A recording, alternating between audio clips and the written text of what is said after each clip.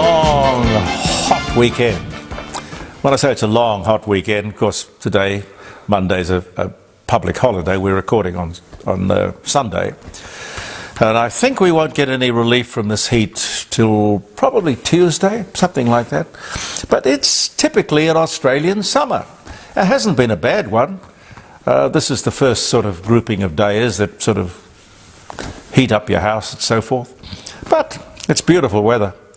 I just hope the garden won't suffer too much throughout it all. Adelaide Cup weekend. It does beg the question about horses, because I'm talking to you on Sunday. I don't know whether they've cancelled the Monday horse racing. I would think that it would be a bit much to ask these horses. If they don't, the RSPCA should step in, because it is not acceptable. No, I don't think. I mean, there must be a point at which animals cannot be asked to exert themselves on such a day for the pleasure of people. Dear, so I won't be able to talk to you till the middle of the week as to exactly what happened there, but these consecutive hot days of weather, hard on everybody, the garden, animals, people, older people, younger people. Funny thing though, when I was driving up, or trying to drive up to the Adelaide Hills to have a look at the All British Day, the number of trees around Hahndorf that had decided that summer was over and autumn was here, and their autumn colours look just absolutely beautiful. I don't know what they make of the last little while, although up there in the Adelaide Hills and here in the foothills it's not quite as hot as it is on the plain. Careful of backyard pools and such things, kids. We lost a child last week. She was only 4. Only takes seconds. Backyard pool. A record 100 lives lost in just the last 12 months. Now, you're not going to teach a 4-year-old how to swim, but I think we probably should make it compulsory that people learn how to swim. Swimming to me is not a pleasure, it's surviving in the water.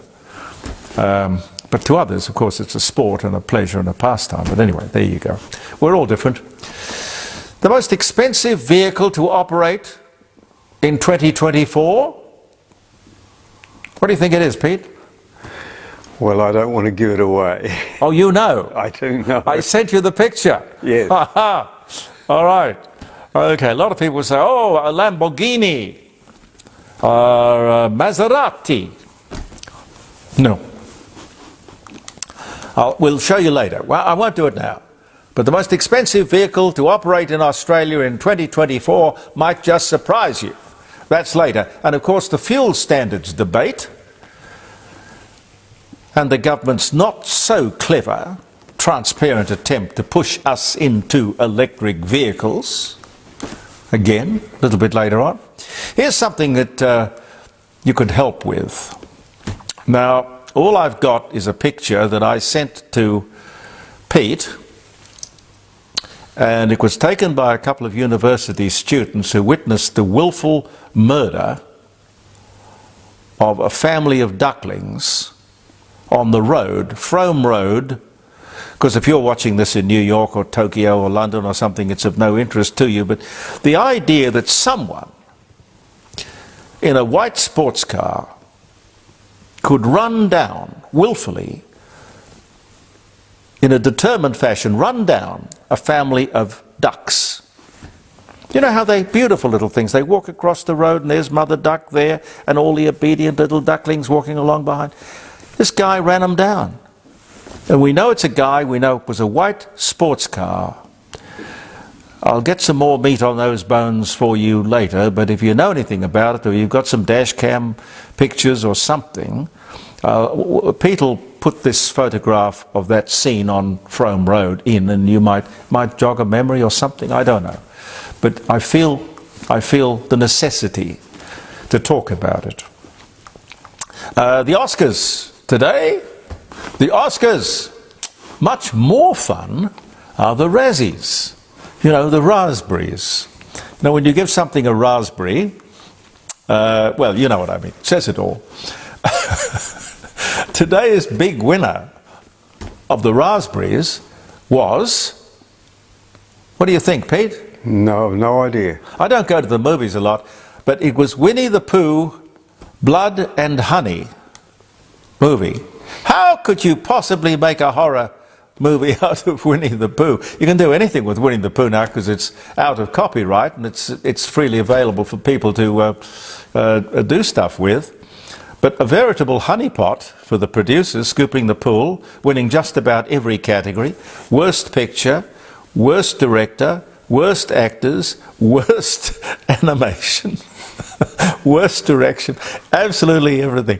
And it cost them, to make this atrocity, it cost them, but apparently it was so bad it was funny, but it cost $100,000 to make the movie. They have grossed $5 to $7 million, and they already have Pooh, Honey and Blood 2 in the pipeline. So no doubt more people will go along and see it, have a chuckle.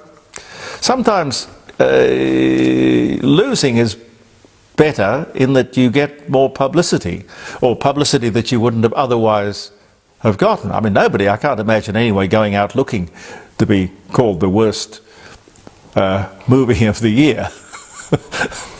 But who knows? You got to be either the best or the worst, maybe. I don't know. We have an obesity epidemic in Australia, and really it's global. And whether it's Ozempic or a similar or look-alike drug, it is the future. But be careful, check it with your doctor. Anyway, I don't think you can get the drug without a prescription. I'm impressed. I was 99 kilos and my doctor said to me, she said, look, you've got to lose some weight. And I got the prescription. It's really a diabetic drug with the side effect of suppressing appetite. Now I'm down to 97 kilos. That's in 8 weeks. You said 99. Well, 99 kilos, I was 99 kilos. Lost more than 2 kilograms. Well, 99 kilos, Yeah. I'm now down to 78. You said 97. Oh. So, yeah, okay. Okay, that's what I mean. Yeah. 99 down to 97. 78. That's in about 8 or 9 weeks? Yeah, 99 down to 78. Yes, Yeah. that's what I meant. I keep on saying 97. Yeah. I'm sorry. How did you sleep last night? I'm obsessed. It's the heat. It's the heat. It is the heat. Anyway, suffice it to say, I feel a lot better. And I'm a fan of this. And a new development, which I heard about just last night, very soon, and after the trials, there will be an Ozempic tablet available, which is better than the injection. Well, I think it's easier, isn't it? As I predicted, the national accounts figures, the GDP was virtually flatlining, 0.2% for the quarter, 0.5% for the year. Not much growth, but growth is growth. We're not in recession, but you could say close to it, and people will be talking in the days and weeks ahead of a technical recession or a per capita recession. But don't panic. The policies of the RBA have worked. A slowing of the economy, people are spending less, which is the whole purpose of what has been going on. And I think a soft landing. You know, we won't go into recession. I'm not an economist, but I can't see that happening. I think we'll be okay. This government must think we're all stupid. Probably all governments do, you know. But this government, I think in particular, a 60% reduction in emissions in 5 years. This is by 2030. That's what they want.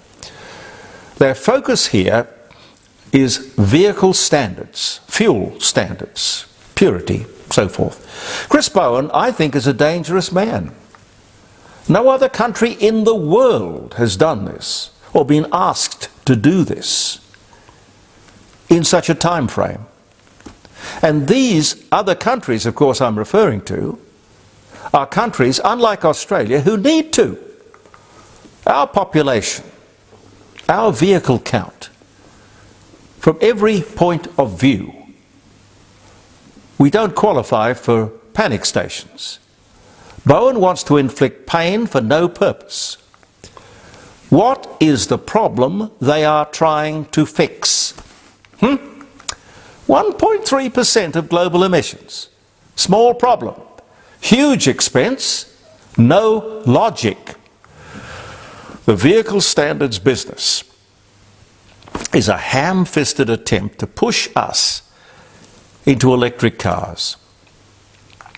Everything that Bowen has touched in his political life, in my opinion, has been a disaster for the country and for his party. Some facts. Now, some facts.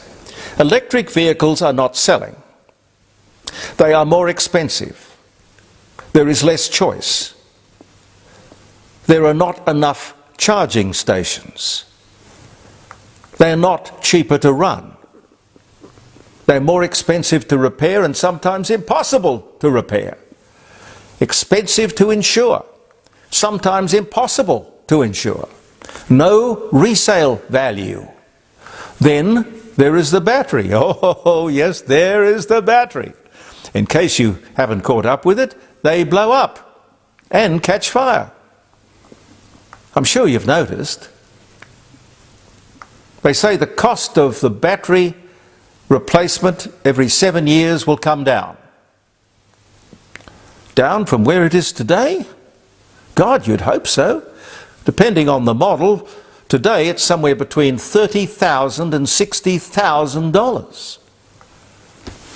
Tell us, got to come down. Tell us by how much and when. Environmental impact as well. Oh, the environmental impact, you're just shifting the pollution from the back of the car to the power station, generating the power to recharge the battery. And the disposal of the battery. Oh, disposal of the battery, that's one I forgot.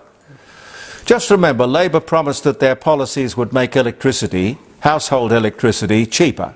And that's a lie. In short, these people are economic vandals, and they can't be trusted. I have no doubt they mean well, but as I've often said to you, the road to hell is paved with good intentions. Can we throw in here, Pete, the picture of the most expensive vehicle to run in 2024 here in Australia? Yes, we'll put it in here, Yeah. And again, thank you, Labor.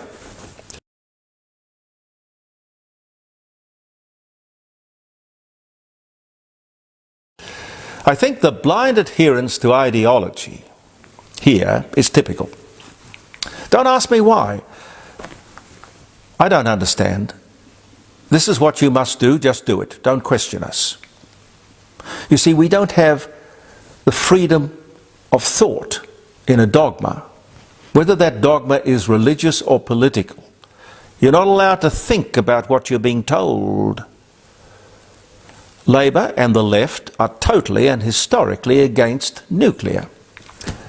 If they had their way, extrapolating that out, we would not have nuclear medicine, a reactor at Lucas Heights, or Roxby Downs, which has produced great benefits and, of course, many opportunities for Australia and Australians.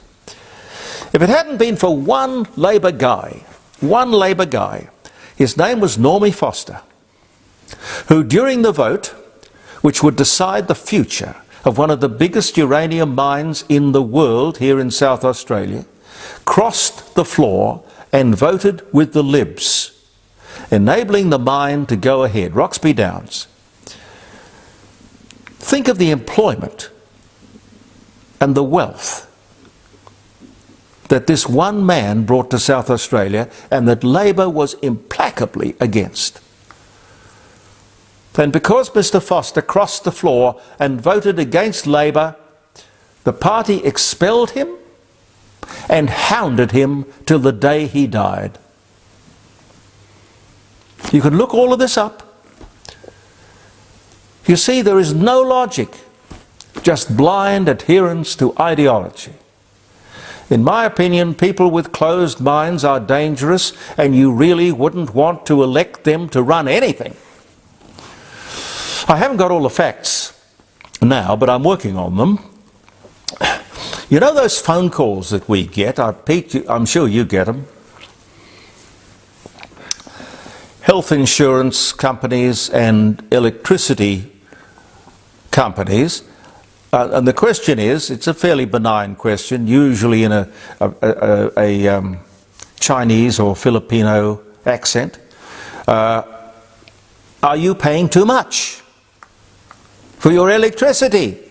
Well, yes, we are. We know that. Are you paying too much for your health insurance? Yes. But what we don't know, and they don't tell us, is who is behind these compare the market companies. Most interesting. We now know that most of these companies are not independent and do not reveal this when they ring to supposedly give us totally independent advice. I've got some more work to do on this, I tell you, but later in the week, and certainly by Friday when we're live streaming around the dining room table, jeremycordeaux.com, which you can go to, by the way, any day of the week, and I think we rerun Friday's program on Monday, Tuesday, Wednesday, Thursday and Friday, 3 hours of it. But I'll keep you across it. I saw on the side of a bus David Koch, with whom I used to work at 2GB, endorsing one of these, compare the market companies, endorsing it very publicly. I wonder if he knows about any of this. I wonder. Just quickly, Jim Elder's Fine Art Gallery, one of our sponsors, along with the Rising Sun Inn. As you know, he's always on the lookout for pictures for his famous auctions, 3 every year. Jim Elder Fine Art Gallery on Melbourne Street, North Adelaide. He's got a sale coming up later, in fact, on this coming Sunday. I'll try and get him on the line on Friday, I think. Not because he's a sponsor, but because it's interesting. He comes across some fantastic paintings. But if you're looking to get an obligation-free appraisal of a painting that you think may be really worth something, worth keeping or worth selling, you can give him a ring. It may be in the cellar or on the wall, I don't know. But it's handy to know. Jim and Helen Elder, their gallery is open at 106 Melbourne Street, North Adelaide, Monday to Friday, 10 a.m. to 5 p.m. And you can call Jim if you'd like to know more about the Sunday auction, which is an online auction, and you can get the details as to how to view online all the things on offer. 8267 2869, 8267 2869, or 0417 81184. Yeah, I think I lost a 1. It's not my day for numbers, is it? No, it's 0417 811184. You never know what value is hanging on your wall. It's now well established through the coroner's court, sadly, that hospital ramping is killing people. You may have seen the story. Eddie, a 54-year-old disabled man, died after being kept waiting for 10 hours for an ambulance. 10 hours. I remember when I first came to Adelaide, the ambulance service was provided by a team of volunteers, and the government never ever rested, Labor government, never ever rested, because they said, these are amateurs, we want it to be professional. I never heard any disaster stories when the ambulance service was being run by volunteers from St. John. But now it is a highly paid professional service, and we got people dying. 10 hours waiting for an ambulance.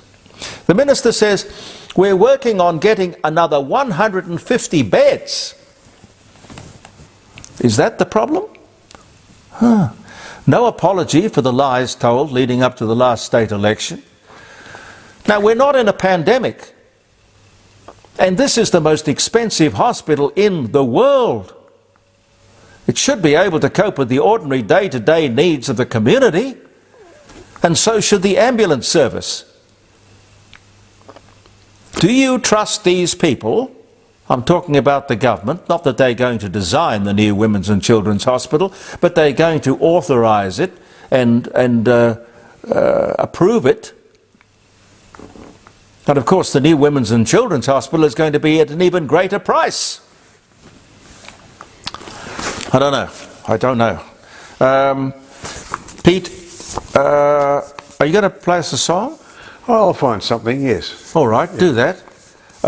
And tomorrow I've got something that Harry Joyner sent me from Melbourne. It's an American lady who is sounding off. I mean, you'll enjoy it. I think she looks straight down the barrel of the camera and she lets the audience have it. I don't know, she's not, she's only about, you know, she looks about 20, maybe younger. But gee, what a savvy young woman. That'll be tomorrow. But a nice song coming up in a second. But first, some birthdays. It is the 11th. Pete? You know, I'm a bit worried about numbers. let me just check quickly. I think it's the 11th. It is. It is the 11th, okay. 1986. 1986 was the day that marked 1 million days since the foundation of Rome, April 21, 753 BC. Now, don't say I don't research this program. I go back that far. I should be locked up. I speak too soon. I probably will be. 1931. Oh, Rupert Murdoch. Happy birthday, Rupert. Australian-born American media mogul. New York Post, News of the World, News Limited, Fox TV, born Melbourne, Victoria. Happy birthday. When I was on DN, I've told you many times that his wife, it was Pat, I think, used to ring me and say, I know you're going to do your dates later, but you won't forget to say happy birthday to my former husband, Rupert Murdoch. And I say, no, I never will forget to say happy birthday to him. I rather like Rupert. Romeo and Juliet's wedding day, according to Shakespeare, in 1302. COVID was declared a pandemic by the head of the World Health Organization. 2020, the year, this was the day. The English auction house Sotheby's held its first ever auction. What do you reckon they were selling, Pete? Paintings. No, books. Oh, Books. well. Books. We could have an auction here. 1744. Well, you've got to start somewhere, you know. It's like this program. God knows where it'll go, how it'll find its moment in history. Mikhail Gorbachev replaces Konstantin Chernenko as the Soviet leader in 1985. The first English newspaper, it was called the Daily Courant, published in 1702 on this day. FDR signs the Lend-Lease Bill, allowing US to provide material support to Great Britain's war effort in return for future use of land by the US military forces in England, 1941. Maybe Ukraine could do a Lend-Lease sort of deal that might unlock all of this money that's being held up in Congress. China's National People's Congress approves the removal of term limits for the presidency, so Xi Jinping can be for life. That was 2018. Betty Hutton, American actress, singer, comedian, dies of colon cancer at 86. General MacArthur leaves Bataan for Australia in 1942. The Falkland Islands sovereignty referendum, 98.8% of the people choose to remain an overseas territory of the United Kingdom on this day in 2013. One more. The only recorded atomic bomb attack on the US, the only recorded attack in history, occurred on this day in 1958. Did you know this, Pete? No. No, I didn't either. An American B-47, an American B-47 accidentally drops a nuclear bomb 15,000 feet up on a family home in Mars Bluff, South Carolina. I take it didn't explode. Well, it creates a crater 75 feet across. The bomb, without its nuclear capsule, thank God, did no human harm. And I guess this thing was sufficiently quietened down and hosed down. I've never seen a story like that before. An American B-52 accidentally bombs a house in South Carolina in 1958. I wonder what happened to the pilot of that B-47. Be a bit hard to explain, wouldn't it? I didn't know the bomb bay was open. I didn't know the gun was loaded. Very strange. But, you know, these things happen. They do. Peter Clayton is behind the camera. I'm Jeremy Cordeaux. The Court of Public Opinion will be back tomorrow. It's a holiday here in South Australia, and I think also in Victoria. I hope you have a very pleasant day. Believe in yourself. And here is a little piece of music chosen by our friend who knows more about it than most of us. Goodbye for now.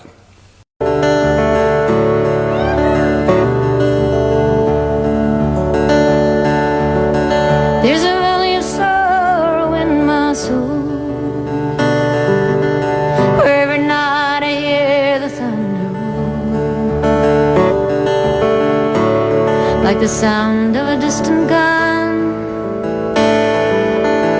over all the damage I have done,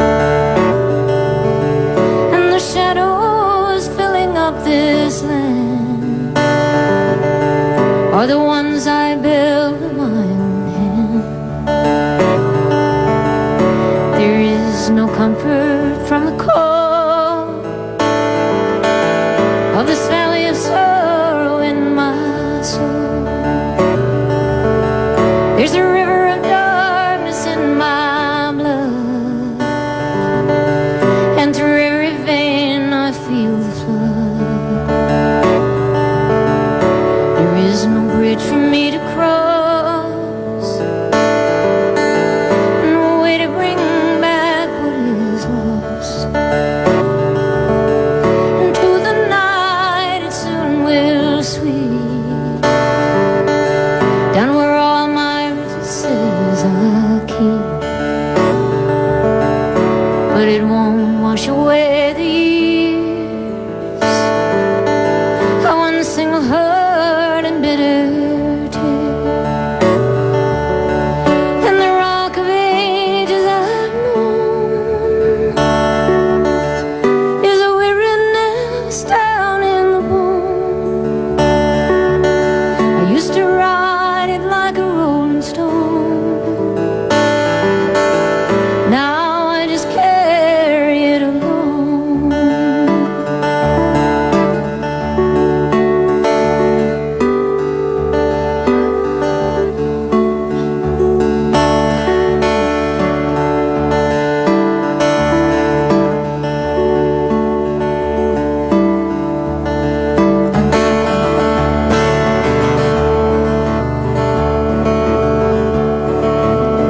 There's a highway rising from my dreams, deep in the heart I know it gleams,